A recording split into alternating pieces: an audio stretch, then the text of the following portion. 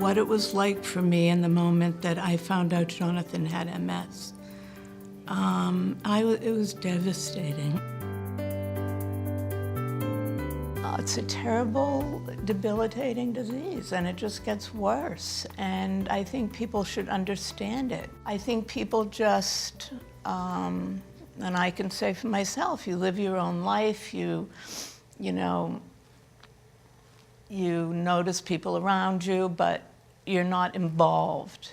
It matters that people are there, and it matters that you listen to the research, and it matters that you support the people who need it, and it matters that you give money, and it matters that the doctors know that there are people out there supporting them. You know, it's one of those diseases that you say MS and people think, oh, everyone has MS. It's a word people know.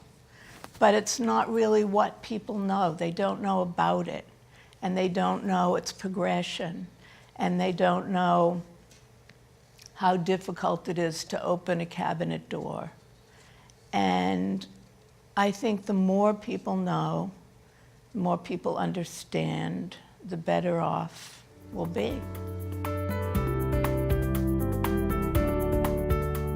I think that all through Jonathan's, if you want to call it treatment, I guess that's what you would call it, things have changed. I mean, he's gone on one drug and then another drug, and I think that it gets further and further into what's pinpointing a disease and where it is. I think it's easier to prescribe drugs that work, and I think all of that is easier now and happening now.